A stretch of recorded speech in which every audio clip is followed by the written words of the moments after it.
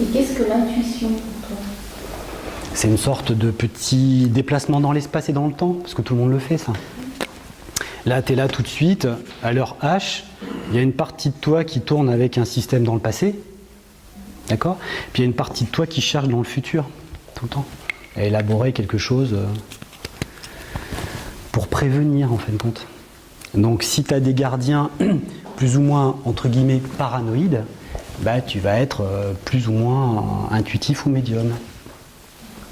Il y a beaucoup de parts de la médiumnité qui se développent si tu as une partie angoissée.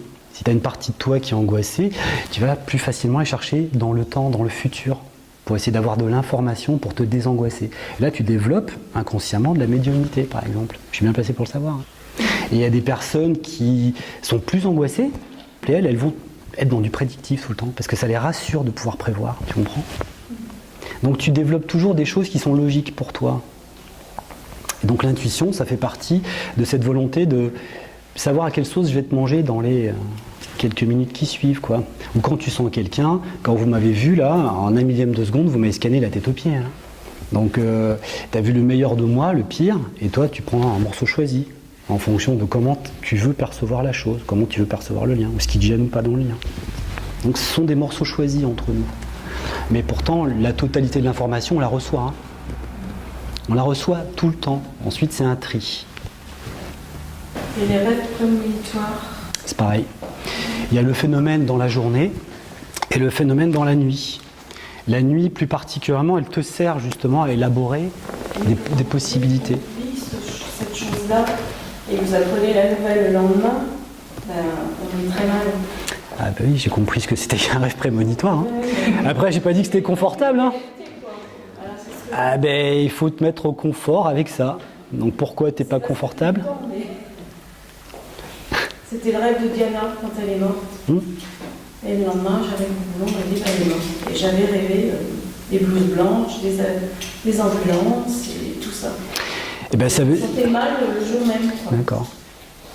Ben pour moi, ça veut dire qu'en fait, tu es allé faire un petit tour dans l'espace et dans le temps. Ben oui, tu as ramené de l'information, c'est ça qui est super intéressant pour moi. Après, tu le vis mal, voilà. Qu'est-ce qu'on peut faire pour le vivre bien? Oui, voilà. Mais c'est deux questions différentes. Le rêve prémonitoire, c'est une chose. Comment tu le vis, c'est une autre chose. Et la télépathie? C'est pareil.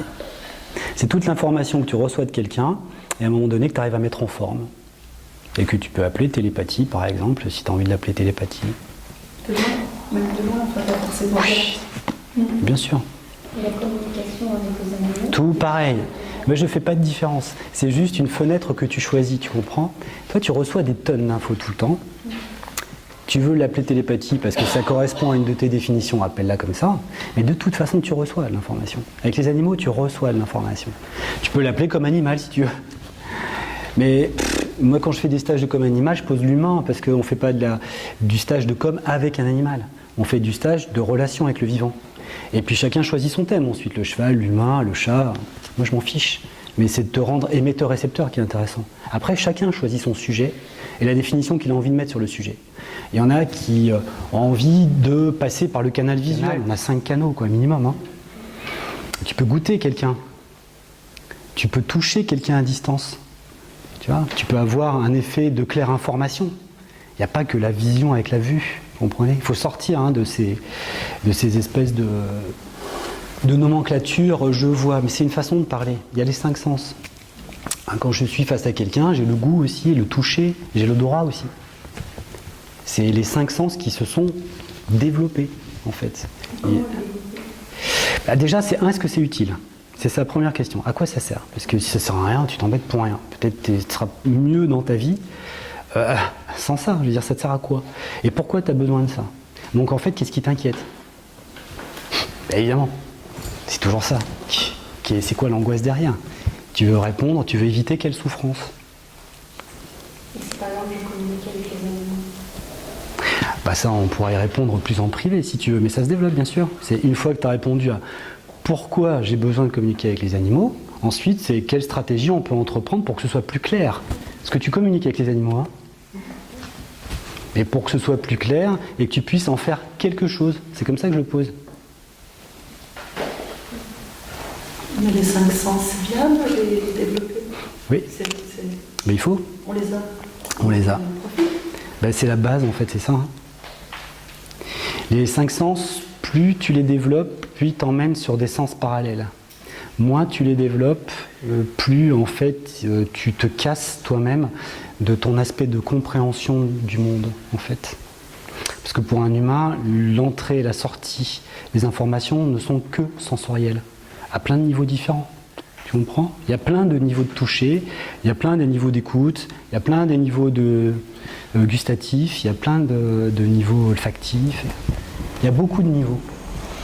Donc c'est là où je ne suis pas d'accord sur inhiber les sens pour obtenir par exemple la paix du mental, etc. C'est là où j'ose un petit peu envoyer des choses très très différentes et puis beaucoup de personnes m'en veulent. Hein. Mais tant pis, parce qu'aujourd'hui il y a des gens qui ont besoin au contraire d'affiner leur sens et d'affiner leur perception de l'information. Okay ? Pour moi les sens ne sont pas des parasites. Ils sont juste mal utilisés et c'est vrai que si tu penses à une recette de cuisine quand tu es en train d'essayer de trouver une de tes structures, c'est pas le bon moment. Ok, bien sûr. Mais de là à vouloir casser et inhiber quelque chose, ben c'est la voie à toutes les castrations qu'on connaît, hein, qui sont des grands dogmes en fait. Et c'est là où ça va pas du tout. C'est-à-dire que dedans, dans ces dogmes-là, on trouve pas grand-chose. On trouve beaucoup de stérilité. Moi, je vous encourage plutôt à poser comment vous fonctionnez et à développer tous vos sens. Et c'est hyper important de sentir à quoi ça renvoie, où ça t'emmène. Quand tu touches, à quoi ça renvoie, où ça t'emmène. Évidemment, pas toute la journée, hein, parce que tu perds la tête. Mais ne pas inhiber les sens. Et quand tu as une information, tu la gardes, cette information. Tu sais peut-être pas quoi en faire, tu évites de la cataloguer tout de suite, mais tu la gardes. Tiens, il y a tel goût quand je vois telle personne, j'aime pas. C'est pas la peine de refuser ou pas refuser. Garde l'info. C'est une info. Juste toi, tu sais pas quoi en faire. Si ça se trouve, elle vient taper dans une de tes structures, cette personne est en train de déstabiliser une de tes structures, qui a besoin d'être bougée. Tu comprends ? Donc, refuser ou pas de l'information, moi je vous encourage à plutôt accepter de l'information et voir dans le temps, faire votre expérience et avoir votre propre étalonnage de ce que c'est que l'information. Tu vas avoir de très très grosses surprises. Pendant une méditation, par exemple, tu disais ne pas se faire parasiter non plus par notre propre pensée, mais sans les inhiber. Impossible.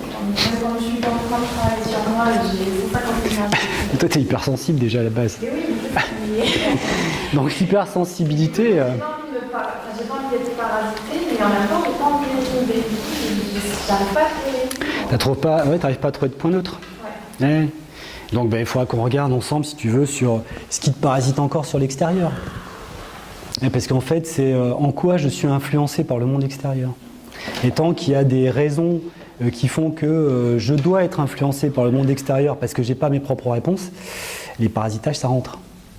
Les petits vélos que vous avez dans la tête, quand vous voulez vous concentrer sur, par exemple, un point de lumière ou un point neutre et qu'il y a plein d'idées qui viennent, ce sont des idées qui viennent vous informer de comment vous fonctionnez. Hein. Donc ce sont des habitudes de fonctionnement. Donc elles ne se refoulent pas vraiment, mais au bout d'un moment, tu comprends que c'est toi. Et au bout d'un moment, ça te fiche la paix. Hein. Si tu penses que c'est un parasite, tu es tout le temps en train de combattre quelque chose qui est toi-même. Au bout d'un moment, toi-même contre toi-même, ça va vraiment friter. Hein. Ça ne va pas te foutre la paix, parce que c'est les parties de toi qui existent. Donc combattre toi-même, c'est une très mauvaise idée. Parce que tu vas mettre en réaction des parties de toi qui vont taper sur d'autres, en fait. Et quand notre corps se dédouble. Oui. Alors, dédouble comment ? C'est-à-dire, et quoi qui se dédouble en fait ? Puisqu'il y a plein de possibilités. Ou c'est toi qui partais ou c'est ton corps ? J'en sais rien. Bon, c'est pas grave. Il y a un truc qui se barre. Merde, il y a le corps qui marche devant moi. Ouais. Et ben quoi ? Qu'est-ce que tu veux savoir ? Alors, on sent vraiment que notre corps, on est là, mais voilà. Oui, je suis d'accord. C'est-à-dire que tu peux fonctionner avec des niveaux d'information que tu peux placer à des niveaux très très différents. Tu peux garder un niveau d'information concentré sur des parties émotionnelles et mentales et à la fois observer que ton corps, lui, il peut fonctionner un peu différemment. Et tu peux voir des plans très très différents. Et à ce moment-là, par différence, il se passe une décorporation ou pas, par exemple.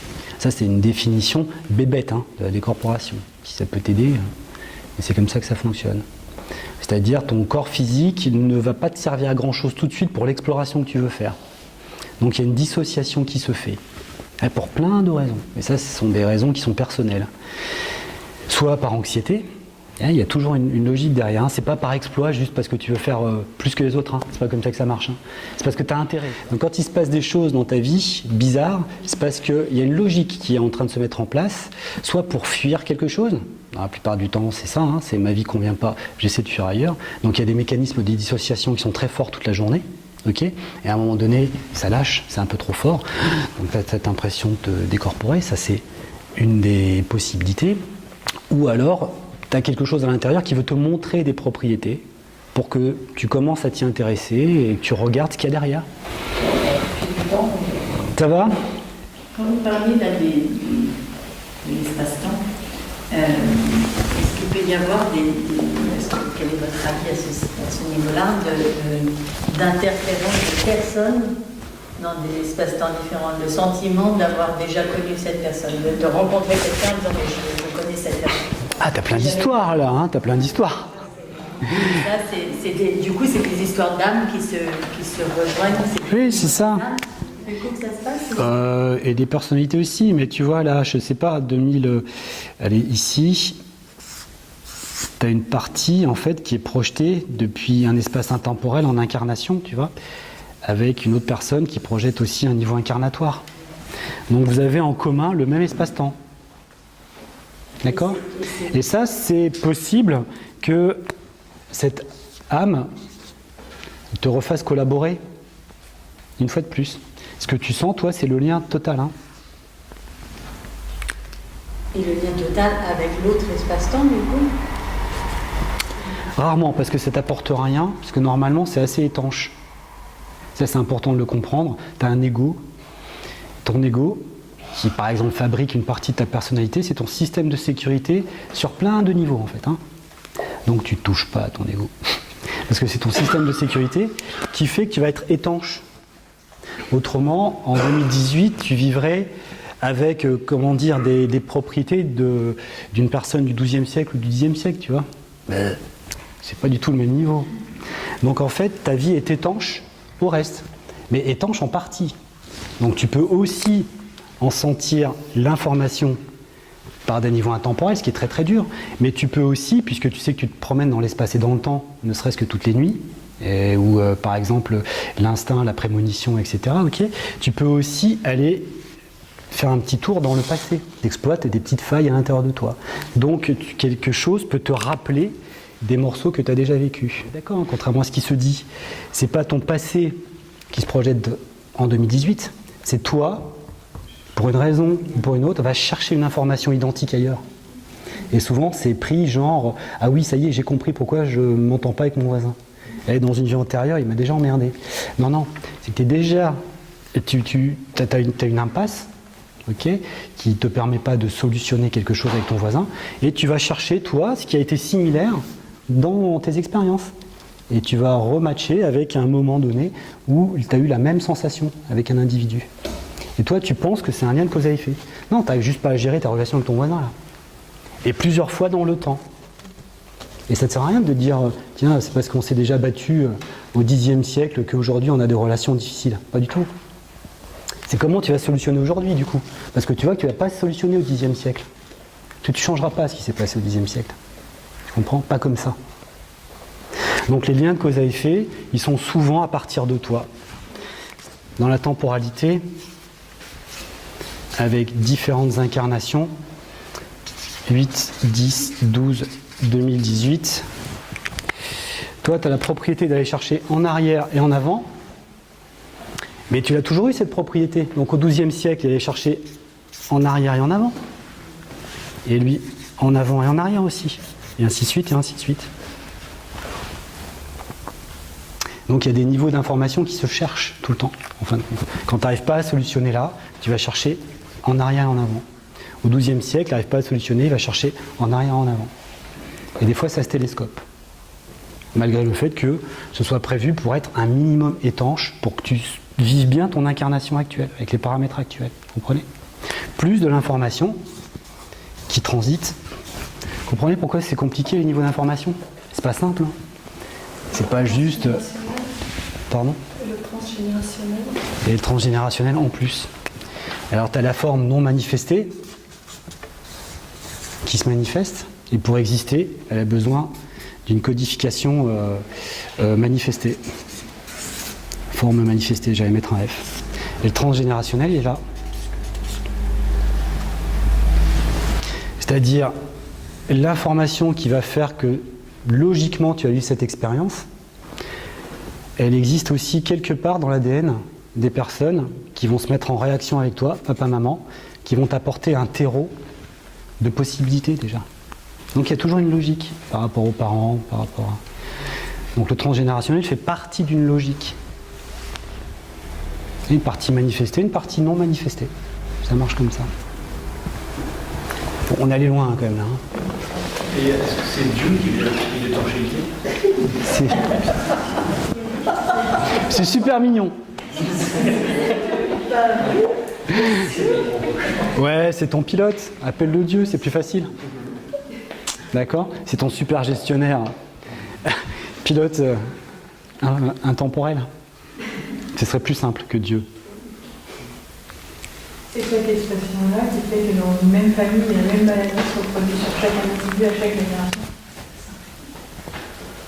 Similaire, des choses comme ça. Non, moi je ne sais pas nécessairement génétique, mais un cancer par exemple, c'est tout.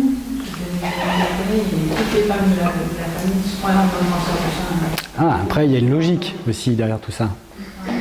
On va pas trop aller là-dedans, mais de toute façon, tu as une influence génétique totale. Quoi d'autre? Tu n'es fait que de ça.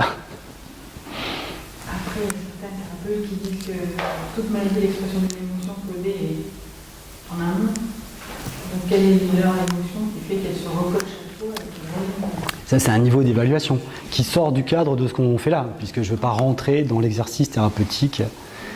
Et après, c'est quelle est l'expression qu'on peut donner à tout ça et comment on peut le traiter. Donc, chacun le traite à sa manière, avec des choses réelles ou plus ou moins hasardeuses. Mais ce qui est important déjà à la base, avant d'entreprendre une thérapie ou des thérapeutes, c'est déjà de connaître l'humain un minimum, quoi. De commencer à voir l'humain aussi dans un fonctionnement un peu plus profond, avec des temporalités qui sont extrêmement importantes. Hein. Ça, c'est la clé. Hein. La temporalité de l'être humain, c'est vraiment la clé. Et tu es constamment en train de faire la navigation avant-arrière, plus haut-bas, en permanence. Donc après, se situer, c'est très très difficile. L'être humain ne se pas au fond, dans son intérieur, le désir de se transformer en s'améliorant. Ça n'existe pas pour juste... Bah si, mais tu t'améliores. Moi, je pars du principe que tu es en train de le faire. Oui, mais tout à l'heure, quand je parle, bon, après c'est juste des mots, hein, mais l'amour universel, c'est pas ça, c'est pas s'améliorer. Non, l'amour universel, pour moi, c'est basé sur une peur de souffrir. Donc, il y a une recherche que tout le monde t'aime ou que tu aimes tout le monde, comme ça, personne ne souffre. Peu importe, et que ce soit le moment ou pas, de toute façon, aujourd'hui, on en est à poser ce qu'on a besoin de poser. L'amour universel n'est pas un objectif. Mon objectif, c'est de poser ta vie. Et après, tu verras bien ce que tu en fais, et si les gens t'aiment universellement ou pas. Mais de toute façon, il y a plein d'informations que tu prends, il y a plein d'informations que tu régurgites. C'est naturel de régurgiter des informations. C'est pas naturel de tout accepter. Même ton corps ne tolère pas toutes les informations. Quand c'est pas bon pour lui, il les régurgite. Donc l'amour universel, pour moi, quand je regarde ce que ça renvoie sur les gens qui me l'évoquent, c'est vouloir échapper à une souffrance que je comprends complètement. Mais c'est pas ça qui va poser ta vie. Hein.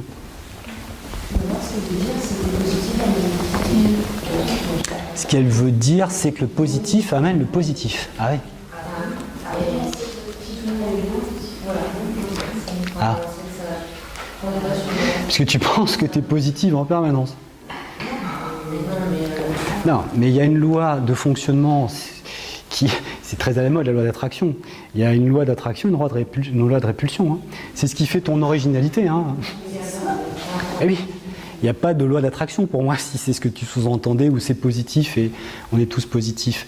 C'était positif parce que tu es en équilibre, point. Mais le jour où tu seras en déséquilibre, tu seras en déséquilibre et tu chercheras un nouvel équilibre. Et moi, je ne confonds pas la philosophie et les réalités de vie. Ouais, c'est pas le cas de tout le monde. C'est parce que peut-être toi, tu as la main sur ta fenêtre. Eh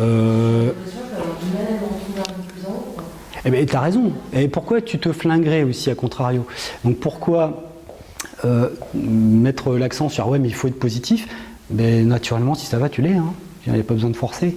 C'est pas une voie. C'est pas une voie de développement, c'est une voie d'intérêt pour ton développement. Donc tu peux le vivre comme ça, hein, ça va très bien hein, si ça peut te rassurer. Mais c'est pas une voie d'évolution humaine, c'est pas parce que tu es positif que tu vas évoluer. C'est de toute façon, le monde, sur 7 milliards de personnes, ben oui, il y a plein de personnes derrière. Ben, tu peux être positif pour toi parce que ça te va. Mais une personne qui vit autre chose et qui a des souffrances à un autre moment donné, elle veut bien être positive, mais elle n'arrive pas. Être positif, c'est quand tu peux avoir le luxe de l'être positif. Parce que tu as une limite à un moment donné. Il y a des personnes sur cette planète qui vivent des souffrances, elles veulent bien être positives, hein, mais elles ne le sont pas. Donc tu as raison pour toi, si c'est possible que tu le sois, tant mieux. Mais il y en a d'autres, elles évoluent avec d'autres systèmes et d'autres critères. Et elles ne peuvent pas être positives. Elles essayent, mais elles n'y arrivent pas. Leur vie, c'est pas ce qu'elles voulaient. Il y a trop de problèmes, trop de massacres, trop de famines, trop de... Voilà. Oui, c'est bien, ça correspond à ta réalité, à toi. Ça ne correspond pas à la réalité de tout le monde. On n'est pas tous sur la même tonalité. Puis il y a des gens, être positifs, ils le sont naturellement. Tu vois? Et effectivement, si tu as envie de dire que ta force intérieure, c'est ton positivisme, pas de problème. Hein. Moi, ça ne me pose aucun souci. Si tu as envie. Mais ça ne vient pas expliquer l'ensemble du système. Parce que chaque personne attire du positif et du négatif, et elle émet du positif et du négatif en même temps. Et c'est un équilibre de jeu de force qui est propre à chaque individu, qui est le résultat. Hein? J'ai pas compris, pardon. Le plus s'emporte sur le moment. Le plus s'emporte sur le moment. C'est un état d'équilibre. Ce que tu dis, à un moment donné, tu vas avoir un tel déficit qu'il n'y a pas d'équilibre. Donc il y a des choses qui vont se rattraper. Hein. C'est que mon avis. Hein. Et en fait, c'est elle qui nous a adressé. Mais c'est que la gestion d'information. Et, ouais, mais je comprends ça. Oui, elle était positive et ça n'a pas marché. Ben oui, mais bon. Oui, mais pour elle, c'était nous les agresseurs. Alors en fait, c'est elle.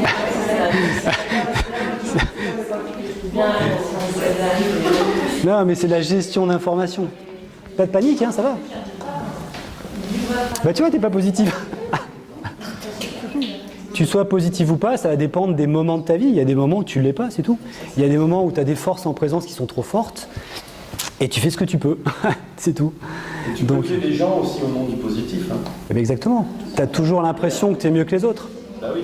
Puis il ne faut pas oublier les plus grands massacres. Le mec qui organise les massacres, pour lui, il est dans son bon droit. Hein. C'est le gentil. Oui, et puis la demande de quelqu'un de positif, ça peut foncièrement agacer quelqu'un d'autre qui n'entrevoit pas la chose de la même manière. Juste du coup, pour finir en fait là-dessus, je pense que ce qu'on veut dire dans tout ça, ouais. C'est qu'en fait le côté positif et le pouvoir de penser les choses positivement sont peut-être juste là comme un outil. Ouais. C'est-à-dire que pour une personne, ça va répondre à sa demande et c'est vrai que penser positif va l'aider à gérer. Oui, c'est ça, c'est un outil. Exact. Et pour une autre personne, la pensée positive ou dire tout va bien ou un mot inconditionnel, ça ne fonctionnera pas parce que ça ne va pas répondre à son système à cette. C'est ça, parce que c'est pas un besoin pour elle. Donc là, c'est pas le même besoin. Voir les choses positivement, mais juste qu'un outil. Mais si tu as envie, exactement, c'est qu'un outil à un moment donné parce que tu as besoin d'utiliser cet outil. Après, si on veut creuser, qu'on ne fait pas là, hein, parce que c'est déjà assez déstabilisant, c'est à quoi ça renvoie. C'est ça qui est intéressant. Quand tu veux te connaître pourquoi cet outil-là, tu le veux, et à quoi ça te renvoie? Ah, mais parce que comme ça, tout est bien. Et parce qu'il y a des choses qui sont mal. Donc on peut aller un petit peu plus loin en fin de compte. Mais c'est trop individuel, c'est trop personnel. Mais... Les systèmes rassurants, quoi. Oui. Dire amour toujours. Évidemment, c'est parce que j'ai trop souffert, je ne veux plus souffrir. Et puis l'être humain, c'est quelque chose qui est vil, qui doit absolument évoluer, parce que j'ai peur. Et ça correspond à une réalité. Dans votre cas, par exemple, ça peut être votre réalité. C'est pas forcément la vôtre, c'est pas forcément celle de quelqu'un d'autre. Il y a beaucoup de patients qui sont agressés dans leur lit dû à leur pathologie. Dans leur Des patients. Oui. Dans un hôpital. Ah, dans leur lit. Dans la lit, d'hôpital. D'accord, d'hôpital. Ils sont agressifs personnels, tout ça, justement dû à leur maladie. Eh bien, quand le corps va pas bien, l'esprit va pas bien. Quand l'esprit va pas bien, le corps va pas bien. Et il n'y a pas à dire, l'esprit n'est pas supérieur au corps. Ah, ça va peut-être vous titiller un peu, mais je vois pas ça. Je vois comme une totalité corps-esprit. Hein. Quand tu as mangé un bon gros cassoulet, tu vois, ton esprit, il n'est pas opérationnel. S'il était plus fort que ton corps, il ferait autre chose. Non, ce qu'il faut comprendre dans ce corps-esprit, ça c'est super important. Hein. Si vous pouvez mûrir cette notion par vous-même, hein. Corps-esprit, c'est la même chose, appelle-le l'humain. Et tu vois une expression physique, appelle ça le corps, et une expression invisible d'émotion, etc., appelle ça l'esprit si tu veux. Mais c'est la même chose. À quelque chose près, hein. Il y a quand même des tâches qui sont plus dévolues à l'un qu'à l'autre. Ce qui fait que parfois, on ne peut rien résoudre par l'esprit. C'est par le corps qu'on le résout. Et vice-versa. C'est-à-dire qu'il y a des choses qui te semblent très psychologiques chez une personne, en fait, elles sont très physiques. Et comme le physique, c'est pas notre tasse de thé dans notre monde actuel, il est un petit peu mis sur le banc de touche parce qu'on a prôné l'esprit supérieur à la matière, ce qui est pas vrai. Hein. On n'arrive pas à résoudre beaucoup de conflits intérieurs en pensant qu'ils ne sont que psychiques ou psychiatriques et qu'en fait, ils sont corporels. Il y a des niveaux de corporalité à reprendre chez l'être humain, des niveaux de fonctionnement de la corporalité. Et oui. Et ça, c'est super important. Et le sens de tout ça. C'était la conclusion, monsieur. On va arrêter. On va arrêter. Ah ben en général, je fais 3 heures. Ben, le sens pour moi, c'est du sens d'expérience qui, pour moi, a une logique sur l'ensemble de mes systèmes. Donc moi, en tant que Gilles, je suis en train de rendre service à plein de parties de moi ailleurs. Il est là le sens. C'est pas forcément le même pour toi. Mais moi, en vivant ma vie, je suis en train de me rendre service et je suis en train de rendre service à plein d'autres parties qui sont en panne. Même mes malheurs, ceux que j'explore, sont peut-être en train d'essayer de trouver une solution sur d'autres parties de moi qui sont en panne ailleurs. Donc il y a une guérison alors qui serait... Mais il n'y a pas de maladie. Il y a des expériences et au bout d'un moment, c'est pas forcément très heureux. Est-ce que tu peux faire mieux? Ou moins bien, qu'est-ce que tu peux mettre en réparation de quelque chose qui est resté coincé dans l'espace et dans le temps? Quelque part, oui, il y a une guérison, mais j'aime pas poser ce terme-là parce que ça veut dire qu'on est malade. C'est des figés. Oui, c'est des figés. Si tu dis qu'on doit s'occuper de soi, mais en quoi, donc justement, toi, Qu'on arrête, hein. Tu aides les gens, voilà, donc ça va t'apporter quoi, ça? Mais ça, c'est... Oui, mais ça, c'est moi. Et ce qui... Oh, ça me regarde. Et ça t'apporte quoi à toi? Moi, ça m'apporte, comment dire, des niveaux d'information qui me mettent en réaction sur des choses. Une conférence en 2018 devant une caméra, j'ai jamais fait, hein. Au Xe siècle, il n'y avait pas de caméra, c'était pas le même niveau vibratoire. Je suis en train de faire une autre expérience, au moyen de l'information. Donc aujourd'hui, je peux assumer de parler de certaines choses qu'à certaines époques, je ne pouvais peut-être pas assumer. Mon expérience, elle est intime, très intime. Et votre expérience à vous, elle est extrêmement intime. C'est pas quelque chose qui doit forcément être démonstratif, c'est comment toi, à l'intérieur, tu vis la chose et pourquoi tu la vis. C'est ça qui est intime chez moi. Et surtout le package que vous avez reçu, maintenant, qu'est-ce que vous allez en faire? Qu'est-ce que vous allez en faire? Et c'est ça qui est intéressant. La vie, c'est de l'interaction, de l'échange. Et à un moment donné, peut-être, entre nous, on se fait réagir sur des choses. Ça, c'est hyper important, en fin de compte. C'est d'accepter aussi cette part de créativité, avec des parts d'inertie, des parts d'incompréhension. C'est dans l'échange avec soi-même qu'on trouve des parts de soi, avec lesquelles on peut dialoguer. Hein. On peut dialoguer avec ces parties de soi, qui sont contentes, pas contentes. Ça peut prendre beaucoup de temps, parfois, pour écouter ce qu'une part de soi a à dire. Et c'est aussi dans l'échange avec l'humain. Et ça peut prendre beaucoup de temps pour comprendre ou dialoguer convenablement avec un autre humain. Donc c'est que de l'échange d'informations, du transfert d'informations et de comment on arrive à le gérer. C'est ça pour moi la vie. C'est pas qu'il y en a qui ont des vies mieux que d'autres ou quoi. Ok, ben merci, on va peut-être arrêter là. Bonne soirée, merci à vous. Merci à vous. Ouais.